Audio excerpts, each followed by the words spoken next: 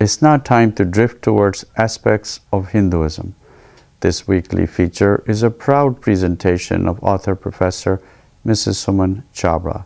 On this good Saturday afternoon, Mrs. Chhabra proposes to speak to us about simplicity. मेरे सभी दर्शकों को मेरा प्यार भरा नमस्कार। सरलता सिंप्लिसिटी हमारी आत्मा की स्वाभाविक प्रवृत्ति है, किंतु आजकल समाज में, टीवी पर, न्यूज़पेपर्स में, समाचारों में सीरियन रिफ्यूजीज़ की दशा सुनकर कभी मन व्यथित हो उठता है और इस समाज में स्थान पर सभी के अंतःकरण में इतनी कुटिलता क्यों भरी हुई है, यही सोचने लगती हूँ।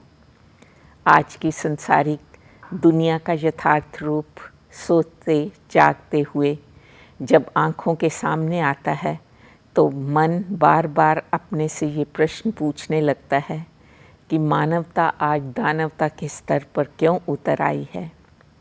चाहे कोई भी स्थिति हो, किसी से रंग जाति पाति का द्वेष हो, वैर विरोध हो, धन संपत्ति का लोभ हो, झूठा सम्मान और प्रतिष्ठा पाने की आकांक्षा हो, ये सब कुटिलता के ही तो मूल कारण हैं। जब मानव बुद्धि से अच्छे विचार करता है तो उसके अनुसार ही अच्छे कार्यों में भी संलग्न होता है। यही बात उपनिषदों में भी वर्णित है कि मनुष्य ये देह धारण कर मनसा वाचा कर्मणा शुभ कार्य करे।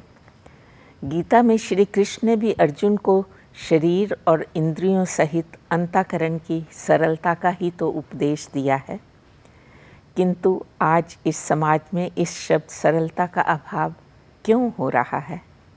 लोग अंदर से कुछ, बाहर से कुछ, आपके सामने कुछ, पीछे कुछ, कहना कुछ, करना कुछ, किंतु मन से इन त्रुटियों से दूर रहकर हम व्यवहार में सरलता ला सकते हैं।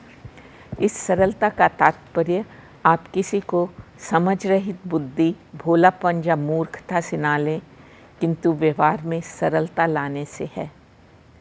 सबसे प्रथम तो हम करें शारीरिक सरलता। अपने रहन सहन में, झूठे दिखावटीपन में, व्यवहार में ऐंठ और अकड़ ना रखें। दूसरी है वाणी में सरलता। मधुर वाणी का प्रयोग करें, कभी किसी की निंदा ना करें, उलाहना भरे शब्द ना कहें, धिक्कारपूर्ण वचन ना बोलें जिससे किसी का भी मन अशांत व दुखी ना करें। मानसिक सरलता। छल कपट, ईर्ष्या द्वेष, घृणा, अनिष्ट चिंतन, अहंकार, अधैर्य, ये तामसिक प्रवृत्तियां ही मन में सरलता नहीं आने देती। रामचरितमानस में तुलसीदास जी ने भी इसी निर्मलता का महत्व देते हुए कहा, निर्मल मन सो मोहि भावा, मोहि कपट छल छिद्र न पावा। सरल मन वाला ही प्रभु स्मरण कर सकता है। जब तक मन सरल नहीं, तब तक आप ईश्वर स्मरण, भजन, सत्संग कर भी कैसे सकते हैं। इस प्रसंग में मुझे भक्त पुंडरीक की एक विख्यात कहानी है, क्योंकि पुंडरीक ऐश्वर्य, धन धान्य, संतान और संसारिक व पारिवारिक सभी सुखों से परिपूर्ण थे, तो उनके मन में थोड़ा अहंकार और कुटिलता से मलिन हो गया। वे सोचने लगे कि मेरे पास सब कुछ है और फिर मैं भक्त भी हूँ, इसलिए मानव जाति में मैं सबसे श्रेष्ठ हो गया हूँ। एक दिन वो भव्य मंदिर में प्रवेश करने लगे तो द्वारपाल ने उन्हें अंदर जाने से रोक दिया।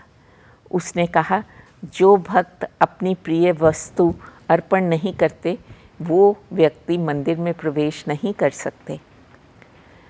उन्हें बहुत क्रोध आया और अहंकार में ऐंठते हुए दूसरे दिन खूब हीरो मोतियों से भरे थाल लेकर वो मंदिर में आए। फिर भी द्वारपाल ने उन्हें अंदर प्रवेश नहीं करने दिया।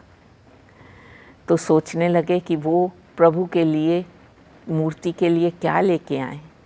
अगले दिन वे सोने चांदी की मूर्ति और पीतम्बर भी ले आए और कहने लगे कि मैं ये श्री कृष्ण के लिए लाया हूँ, किंतु फिर भी अंदर प्रवेश करने में असफल रहे। वापस घर जाकर निराश होकर चिंतन करने के बाद सोचने लगे कि आज मैं मंदिर जाकर एक बार अंतिम प्रयास करूँगा। जब वो वहाँ पहुँचे तो देखा कि द्वार पर एक निर्धन दुखी आत्मा भीतर जाने की प्रतीक्षा कर रहा था। पुंडरीक को उस पर बहुत सहानुभूति आई और अपनी शारीरिक कुटिलता अहंकार को भूलकर उसके साथ ज़मीन पर बैठ गए और उसे सांत्वना देने लगे और उसका हाथ थाम लिया और उसे अंदर जाने में सहायता करने लगे। ऊपर देखा तो भव्य मंदिर के बाहर कोई द्वारपाल ही नहीं था। तब उन्हें भगवान की लीला का अनुभव हुआ।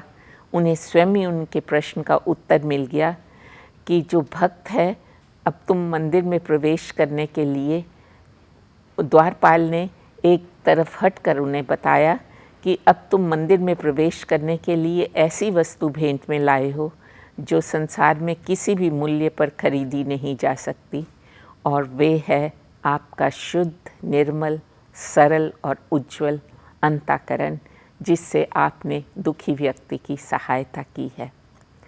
सरल स्वभाव वाले व्यक्ति पर ही भगवान प्रसन्न होते हैं, परंतु वे सरलता केवल प्रदर्शन मात्र, दिखावटी नहीं होनी चाहिए। सरल स्वभाव वाला व्यक्ति चंदन की भांति चारों ओर से विशाले नागों से घिरे रहने पर भी अपनी शीतलता और सुंदर सुगंध को नहीं छोड़ता। रामायण में कहा गया है कि भोले भाव मिले रघुराया। महाभारत में श्री कृष्ण ने संदेश दिया कि सरलता ही हमारा धर्म है और कपट अधर्म है।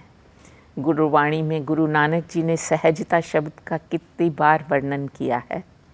इसलिए आज सभी श्रोताओं से मेरी यही प्रार्थना है कि हम सब प्रयत्न करें कि मन, वाणी और कर्मों में सरलता लाकर ईश्वर के प्रति अपना विश्वास दृढ़ करें। धन्यवाद। नमस्कार।